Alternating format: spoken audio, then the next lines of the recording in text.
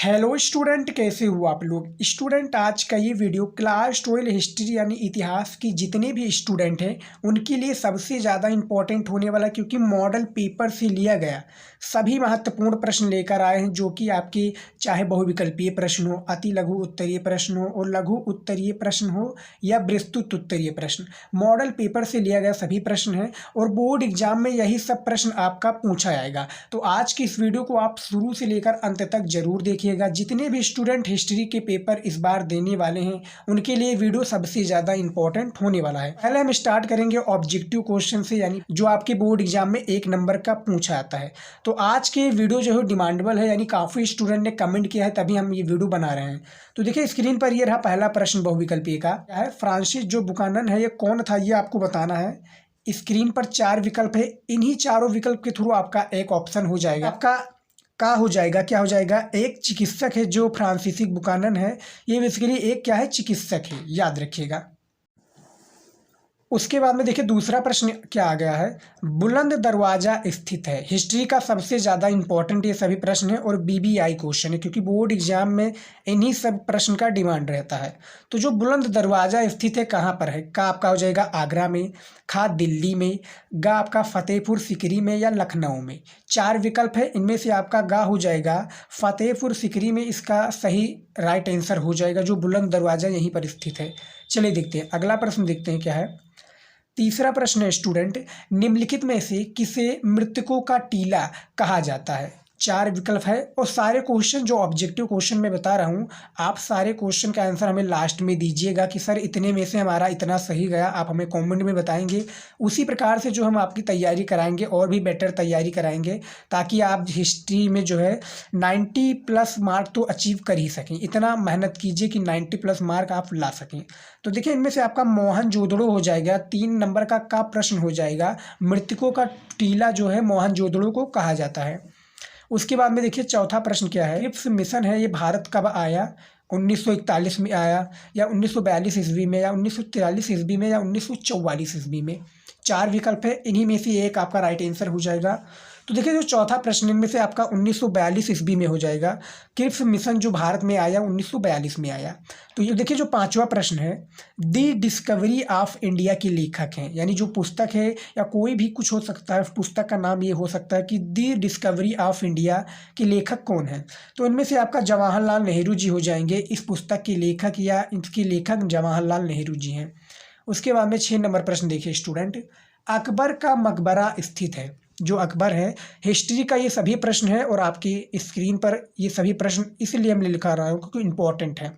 तो जो अकबर का मकबरा स्थित है, कहाँ पर स्थित है, तो सिकंदरा आपका हो जाएगा, इनमें से घा हो जाएगा, सिकंदरा में अकबर का मकबरा स्थित है। ये आपका कंफर्म हो गया।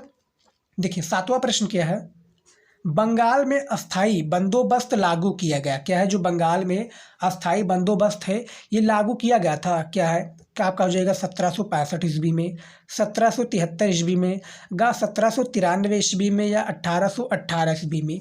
4 विकल्प है, 4 में से आपका एक सही विकल्प हो जाएगा। तो बताइएगा इनमें से यदि आपको पता है। तो देखिए 7वें प्रश्न का आपका क्या हो जाएगा राइट आंसर, 1793 ईस्वी हो जाएगा, जो कि बंगाल में अस्थाई बंदोबस्त लागू किया गया, ये इसी सन में लागू किया था।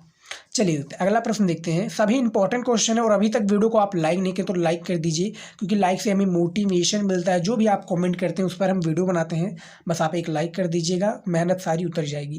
तो देखिए जो 8वां प्रश्न है, सहायक संधि का संबंध किसके साथ है। जो सहायक संघ है इसका जो संबंध है ये किसके साथ है, बेसिकली का आपका हो जाएगा लॉर्ड कर्जन या लॉर्ड वेलिजली, लॉर्ड कॉर्नवालिस या लॉर्ड हेस्टिंग्स। तो देखिए इनमें से आपका खा हो जाएगा, क्या हो जाएगा, लॉर्ड वेलिजली हो जाएगा, जो कि सहायक संधि का संबंध इन्हीं से है। ये आपका कंफर्म हो गया। तो देखिए जो 9वां नंबर प्रश्न है, ऑब्जेक्टिव क्वेश्चन सबसे ज़्यादा इंपॉर्टेंट है स्टूडेंट आपके लिए। तो लाहौर के किले का निर्माण किसने करवाया। जो लाहौर का किला है इसका जो निर्माण है ये किसने कराया था, आपका बाबर हो जाएंगे, हाजी बेगम हो जाएंगी, अकबर ने या जहांगीर ने। तो देखिए बताइए हमें 9वां नंबर प्रश्न का उत्तर, यदि आपको पता है तो अकबर हो जाएंगे। इनमें से लाहौर के जो किला के निर्माण कराया था अकबर ने करवाया था। चलिए देखते हैं अगला प्रश्न, देखते हैं क्या 10 नंबर प्रश्न स्क्रीन पर स्टूडेंट। भारत की प्रथम नगरीय सभ्यता कौन थी? जो भारत की प्रथम नगरीय सभ्यता है ये कौन थी ये बताना है आपको। 4 विकल्प हैं, इन्हीं में से एक भारत की नगरीय सभ्यता कहलाएगी। तो बताइए स्टूडेंट, तो हड़प्पा हो जाएगा आपका। क्या है? भारत की जो प्रथम नगरीय सभ्यता है वो हड़प्पा है। ये आपको कंफर्म हो गया। सारे क्वेश्चन को एक कॉपी पेन ले लीजिए, नोट करते जाइएगा। नोट करते जाएंगे, इंपॉर्टेंट है, याद कर लीजिए, बोर्ड एग्जाम में आने की काफ़ी चांसेस हैं क्योंकि आपके मॉडल पेपर से लिया गया है, बुक की मॉडल पेपर से लिया गया, तो इम्पोर्टेंट तो रहेगा ही। तो देखिए 11 नंबर प्रश्न है, सती प्रथा का उन्मूलन किस वर्ष हुआ? यानी जो सती प्रथा का उन्मूलन यानी अंत किया गया सती प्रथा का, ये किस वर्ष में किया गया था? 1827 ईस्वी में, 1828 ईस्वी में, 1829 ईस्वी में, 1830 ईस्वी में। तो सही विकल्प का चयन करके हमें कमेंट में बताइएगा स्टूडेंट। तो देखिए इनमें से आपका गा हो जाएगा। 1829 ईस्वी में सती प्रथा का उन्मूलन यानी इसी वर्ष इसका अंत हुआ था। और ये भी बोर्ड एग्जाम में पूछा जा सकता है कि सती प्रथा का अंत करने में सबसे ज़्यादा जो सहायक यानी योगदान दिया था तो कौन दिया था? तो उनमें से आपका राजा राम मोहन राय जी हो जाएंगे सही विकल्प। तो आप याद रखिएगा, ये सबसे ज़्यादा इंपॉर्टेंट है। 12 नंबर प्रश्न है, इतिहास के जितने भी स्टूडेंट हैं इनके लिए सबसे ज़्यादा इंपॉर्टेंट क्वेश्चन है और इन सभी प्रश्नों को आप तैयार कर लीजिए। तो देखिए बुद्ध का जन्म कहाँ हुआ था? और यदि आपने अभी हमें इंस्टाग्राम पर फॉलो नहीं किया है तो जाओ भैया, लिंक इन डिस्क्रिप्शन जाइए, फॉलो कीजिए, वहाँ पर भी हम न्यू न्यू अपडेट लाते रहते हैं। तो देखिए 12 नंबर जो प्रश्न है, बुद्ध का जन्म कहाँ हुआ था? इनमें से आपका लुम्बिनी क्या हो जाएगा? लुम्बिनी हो जाएगा आपका सही विकल्प। बुद्ध का जन्म हुआ था यहीं पर। चलिए देखते हैं अगला, देखते हैं 13 नंबर प्रश्न है, किसने 1857 के विद्रोह को भारतीय स्वतंत्रता का संग्राम कहा? यानी एक जो कथन है, किसने कहा था कि 1857 के विद्रोह में भारतीय स्वतंत्रता का संग्राम है, ये बताना है आपको। तो इन्हीं 4 विकल्प में से आपका एक सही विकल्प हो जाएगा। तो का आपका हो जाएगा बीजी तिलक, खा आर.सी. मजूमदार, या बी.डी. सावरकर, या एस.एन. सेन। इनमें से आपका ये हो जाएगा गा नंबर, वी.डी. सावरकर हो जाएंगे। किसने कहा? ये इन्हीं ने कहा है, ये आप याद रखिएगा। तो 13 नंबर प्रश्न का गा सही विकल्प हो जाएगा। उसके बाद में देखिए 14 नंबर प्रश्न, महाभारत की रचयिता हैं, सबसे ज़्यादा इंपॉर्टेंट है, ये आपका हिस्ट्री का प्रश्न है और सारे प्रश्न जो बताऊँ जेन्युइन है। आप जाएंगे बुक में मिलाएंगे, आपका जो NCERT का बुक है, सारा प्रश्न आपको मिल जाएगा बुक में। तो देखिए महाभारत की जो रचयिता हैं ये बताना है। तो व्यास हो जाएंगे, क्या हो जाएंगे? इनमें से खा हो जाएगा सही विकल्प 14 नंबर प्रश्न का। व्यास जी हैं महाभारत की रचयिता। तो ये आपका कंफर्म हो गया। चलिए देखते हैं 15 नंबर प्रश्न क्या है, माई एक्सपेरिमेंट्स विद ट्रूथ, क्या है? माई एक्सपेरिमेंट विद ट्रूथ का लेखक कौन है? तो इनमें से आपका महात्मा गांधी जी हो जाएंगे 15 नंबर प्रश्न का पहला का सही विकल्प। महात्मा गांधी जी ने इसके लेखक हैं। 16 नंबर प्रश्न क्या है, देखिए ऋग्वेद में ऋतु का तात्पर्य है, जो ऋग्वेद है इसमें जो ऋतु का तात्पर्य है ये क्या है? प्रकृति एवं नैतिक धर्म, या खा यज्ञ, या गा देवता, या ऋषि। इनमें से आपका जो ऋग्वेद में ऋतु का तात्पर्य बताओ, इनमें से आपका का हो जाएगा? प्रकृति एवं नैतिक धर्म हो जाएगा ऋग्वेद में ऋतु का तात्पर्य। चलिए देखते हैं 17 नंबर, देखिए प्रश्न, असहयोग आंदोलन कब प्रारंभ हुआ? जो असहयोग आंदोलन है ये बेसिकली कब प्रारंभ हुआ? ये काफ़ी आपने पढ़ा होगा, सोशियोलॉजी में भी पढ़ा होगा और नागरिक शास्त्र में भी पढ़ा होगा। जो यहाँ पर पूछा गया है हिस्ट्री में कि असहयोग आंदोलन कब प्रारंभ हुआ, तो बताइए स्टूडेंट, जितने भी स्टूडेंट जानते हों, और ये बेसिकली जनरल नॉलेज की क्वेश्चन आ जाता है इसमें असहयोग आंदोलन में, तो इसका बताना है हमें।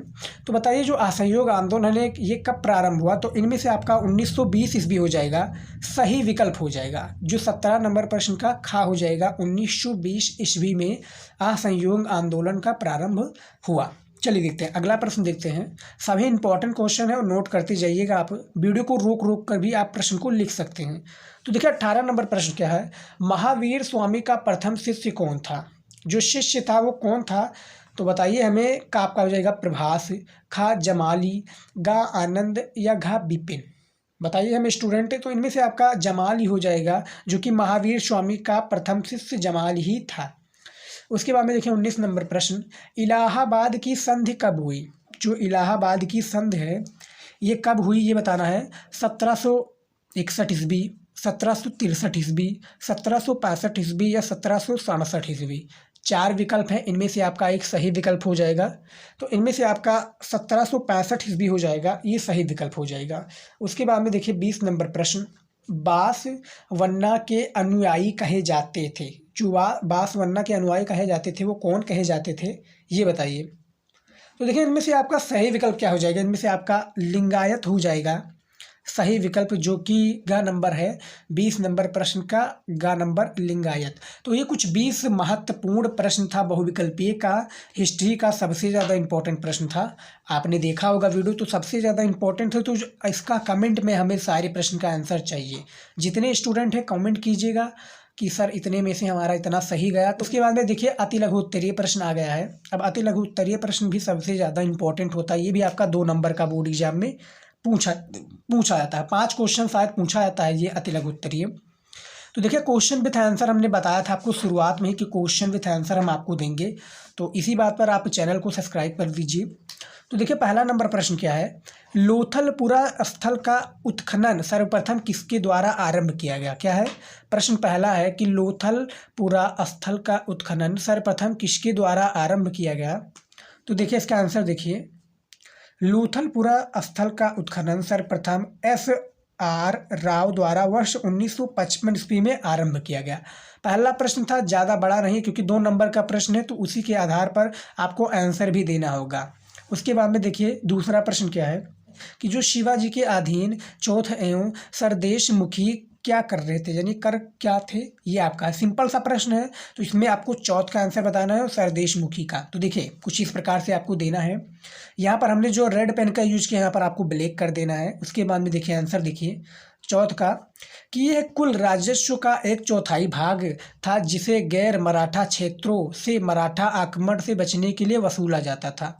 जो चौथ का अर्थ है ये है। उसके सरदेश मुखी में क्या है, यह आय का 10% होता है, यानी ये जो आय का है 10% होता है, तथा जो अतिरिक्त कर के रूप में होता था ये लोगों के हितों की रक्षा करने में बदले वसूला जाता था। तो ये दोनों में डिफरेंस काफ़ी है, ज़मीन आसमान का डिफरेंस है, तो आप देख सकते हैं। उसके बाद में देखिए तीसरा प्रश्न है, क्योंकि इसमें भी हमने जो आपका अति लघु उत्तरीय प्रश्न है इसमें भी हमने 5 प्रश्न को लिया है और सबसे ज़्यादा इंपॉर्टेंट प्रश्न है आपके लिए, क्योंकि ये भी 2-2 नंबर का पूछा आता है। 5 प्रश्न है 10 नंबर का, ये भी टोटली कंप्लीट हो जाएगा। तो देखिए तीसरा जो प्रश्न है, संविधान के मसलविदों में विषयों की कितनी सूचियां बनाई गई। प्रश्न बहुत ही अमेजिंग प्रश्न है कि जो संविधान के मसलविदों में विषयों को कितने सूचियां बनाई गई। तो इसका आंसर देखिए, मॉडल पेपर से लिया गया प्रश्न, याद रखिएगा स्टूडेंट। संविधान के मसलविदों में विषयों की 3 सूचियां बनाई गई थी, केंद्रीय सूची, राज्य सूची और समवर्ती सूची। केंद्रीय सूची के विषय केवल केंद्र सरकार के अधीन होते थे, जबकि राज्य सूची के विषय केवल राज्य सरकार के अंतर्गत आते थे। तो ये संविधान के जो मसविदे विषयों में कितनी सूची बनाई गई थी, तो 3 सूची। क्या है, केंद्रीय सूची, राज्य सूची और समवर्ती सूची। तो ये 3 सबसे ज़्यादा इंपॉर्टेंट सूची थी। तो ये भी हमारा प्रश्न का उत्तर हमने क्लियर कर दिया, इसको भी हमने बता दिया है। इसको आप नोट करते जाइएगा। वीडियो को आप स्टूडेंट, कोई बात नहीं है कि आप वीडियो को देखते ही जाइए, आप नोट कर लीजिए, तब वीडियो को आप आगे बढ़ाकर लिखिएगा। चौथा नंबर प्रश्न है, खिलाफत आंदोलन क्या था। जो खिलाफत आंदोलन है हिस्ट्री में पूछा गया है, तो जो खिलाफत आंदोलन था ये क्या था बताइए हमें। तो देखिए इसका आंसर देखिए, खिलाफत आंदोलन ब्रैकेट में आपका 1919 से 1920 मोहम्मद अली और शौकत अली के नेतृत्व में भारतीय मुसलमानों का एक आंदोलन था। इस आंदोलन की प्रमुख मांगे थी, पहले के ऑटोमन, क्या है जो इस आंदोलन की जो मांगे थी प्रमुख, पहले के ऑटोमन साम्राज्य की सभी इस्लामी पवित्र स्थानों पर तुर्की सुल्तान अथवा खलीफा का नियंत्रण बना रहे। कांग्रेस ने इस आंदोलन का समर्थन किया और गांधी जी ने इसे असहयोग आंदोलन के साथ मिलाने की कोशिश की, लेकिन इनकी कोशिश क्या है, नाकाम हो गई। तो खिलाफत जो आंदोलन है शॉर्ट में दिया जाइएगा, क्योंकि 2 नंबर का प्रश्न है, क्योंकि कहा गया है जिस प्रकार से दाम उस प्रकार से काम, यानी जितना आपका प्रश्न होगा जितने नंबर का उसी के अनुसार आपको उत्तर भी देना होगा। तो ज़्यादा बड़ा मत लिखिएगा, क्योंकि ज़्यादा बड़ा लिखेंगे तब भी एग्जामिनर आपको 2 नंबर देगा, और जितना प्रश्न का उत्तर दिया होता है उतना लिखेंगे तो भी आपका 2 नंबर दिया जाएगा। तो टाइम आपका वेरी इंपॉर्टेंट है, टाइम को आप बचत कीजिए और पेपर को आप उसी के आधार पर कीजिए। तो 5वां जो हमारा अति लघु उत्तरीय प्रश्न है इतिहास का, जोतदार किसे कहते हैं। देखिए धनी किसानों के वर्ग को जोतदार कहा जाता है। जो धनी किसान है इसके वर्ग को क्या कहता है, जोतदार कहा जाता है।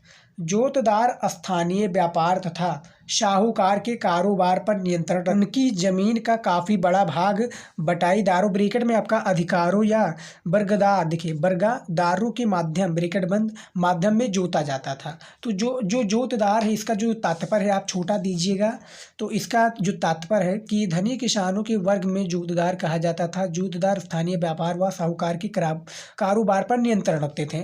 तो ये सिंपल सा क्वेश्चन है, 5 हमने इसमें अति लघु उत्तरीय प्रश्न का आंसर दे दिया है, आप देख सकते हैं। उसके बाद में जो हमने अगला बताया था, अगला भी हमने ये बताया था कि आपको हमने बहु विकल्पीय प्रश्न, अति लघु उत्तरीय प्रश्न और लघु उत्तरीय प्रश्न उत्तर। तो देखिए लघु उत्तरीय प्रश्न आपका टोटली 6 या 5 प्रश्न पूछे जाते हैं। एक प्रश्न आपका 5 नंबर का होता है, कितने 5 नंबर का। तो लघु उत्तरीय प्रश्न देखिए क्या है। पहला प्रश्न स्क्रीन पर, विजयनगर की जल क्या है, विजयनगर की जल आवश्यकताओं को किस प्रकार पूरा किया जाता है। जो विजयनगर इसकी जो जल की आवश्यकता है ये किस प्रकार से पूरा किया जाता है ये बताना है आपको। तो देखिए विजयनगर साम्राज्य का क्षेत्र प्रायद्वीप, ये क्या है, विजयनगर जो साम्राज्य है इसका क्षेत्र प्रायद्वीप के सर्वाधिक शुष्क क्षेत्रों में से एक था। अतः स्वाभाविक रूप से राजधानी नगर के चुनाव में जल संपदा की ओर विशेष रूप से ध्यान दिया गया। नगर की जल आवश्यकताओं, जो नगर की जल आवश्यकताओं की आपूर्ति करने के लिए लगभग सभी धाराओं के साथ साथ बांध बनाकर भिन्न भिन्न आकारों के होजों का निर्माण किया गया था। इसे आजकल कमलपुरम जलाशय के नाम से जाना जाता है। जो विजयनगर जल की आवश्यकताएं हैं इसको आज क्या किस नाम से जाना जाता है, कमलपुरम जलाशय के नाम से। क्या है, आजकल कमलपुरम जलाशय के नाम से इसको जाना जाता है। इस हौज के पानी से आसपास के खेतों की सिंचाई की जाती थी। राजकीय केंद्र की जल आवश्यकताओं की आपूर्ति के लिए इसे जलाशय के रूप में एक नहर के माध्यम से जल वहां तक ले जाया जाता था। जल आवश्यकताओं की आपूर्ति के लिए अनेक महत्वपूर्ण कदम उठाए गए, यानी जो जल की आपूर्ति के लिए अनेक महत्वपूर्ण के कदम उठाए गए जो कि विजयनगर साम्राज्य के या विजयनगर जल आवश्यकताओं के सबसे ज़्यादा इम्पोर्टेंट थे। तो ये कुछ इसी प्रकार से आपको आंसर देना है। लघु उत्तरीय का है तो थोड़ा बड़ा देना होगा, तभी आपको एग्जामिनर 5 नंबर देगा। तो लघु उत्तरीय का हमारा पहला प्रश्न इसमें क्लियर कर दिया हूँ, देख सकते हैं। उसके बाद में देखिए इसमें कुछ और भी इम्पोर्टेंट प्रश्न है जो कि इम्पोर्टेंट है। देखिए दूसरा क्या है, भक्ति आंदोलन के कारणों का वर्णन कीजिए। तो हम लिखेंगे, यदि लिखकर आपको बताएंगे तो वीडियो थोड़ा लंबा हो जाएगा। यदि आपको इन सभी का सॉल्यूशन भी चाहिए तो बताइएगा। तो दूसरा क्या है, भक्ति आंदोलन के कारणों का वर्णन कीजिए। इसके बारे में आपको तैयार कर लेना है, बुक में इसका आंसर मिल जाएगा। तीसरा आपका है विलय का सिद्धांत की नीति का वर्णन कीजिए। जो विलय का सिद्धांत है इसकी नीति को आपको स्पष्ट करना है, बिल्कुल नीति का वर्णन आपको स्टेप बाय स्टेप करना है। चौथा प्रश्न है 1857 ईस्वी के विद्रोह की असफलता के प्रमुख कारणों का वर्णन कीजिए। जो 1857 के विद्रोह में असफलता के कारण है इसके आपको विभिन्न कारण की विवेचना करना, बिल्कुल डिटेल में इसका आंसर देना है। तो चौथा प्रश्न भी क्लियर हो। जो 12 प्रश्न था और चारों प्रश्न इंपॉर्टेंट है। एक प्रश्न का हमने उत्तर दे दिया है। सेम इसी प्रकार से आपको तीनों प्रश्न का उत्तर बोर्ड एग्जाम की कॉपी में लिखना है। अब हमारा आ गया है विस्तृत उत्तरीय प्रश्न। क्या है, विस्तृत उत्तरीय प्रश्न। तो विस्तृत उत्तरीय प्रश्न भी काफ़ी ज़्यादा इंपॉर्टेंट है, आप देख सकते हैं। अब इसमें पहला आपका प्रश्न है, स्तूप से आप क्या समझते हैं। क्या है, स्तूप से आप क्या समझते हैं। तो बहुत ही ज़्यादा इंपॉर्टेंट है। तो देखिए स्तूपों को प्रकारों तथा इनके विभिन्न अंगों का वर्णन करता है। पहला प्रश्न है विस्तृत उत्तरीय का और ये 10 नंबर का प्रश्न आपका बोर्ड एग्जाम में पूछा जाता है। कितने नंबर का, 10 नंबर का।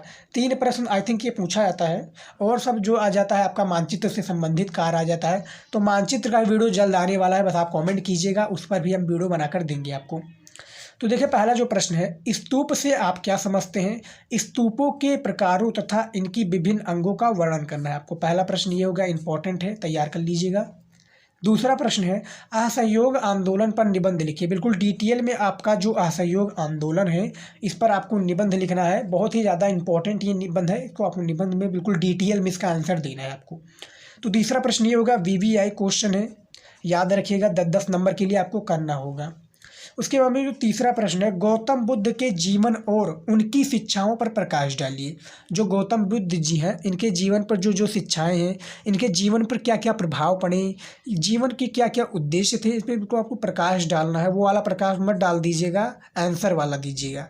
तो इसमें जो बेसिकली जो हमने विस्तृत उत्तरीय प्रश्न बताया हूँ 10 नंबर का, इसमें आपको 250 वर्ड में इसका आंसर देना होता है प्रत्येक प्रश्न का। 250 वर्ड देंगे तभी एग्जामिनर आपको 10 नंबर देगा। तो तैयार कर लीजिएगा और सारे प्रश्न को आंसर आपको बुक में मिल जाएगा, नहीं तो आप कमेंट कीजिएगा, इस पर भी हम वीडियो आपको बनाकर देंगे। तो आज की इस वीडियो में बस इतना ही। होप कि आपको वीडियो पसंद आए तो वीडियो को लाइक कीजिएगा, शेयर कीजिएगा। मिलते हैं नेक्स्ट वीडियो में कुछ नया लेकर नए टॉपिक के साथ। तब तक के लिए गुड बाय, जय हिंद। पढ़ते रहिए अच्छे से, जो बोर्ड की तैयारी आप करते रहिए।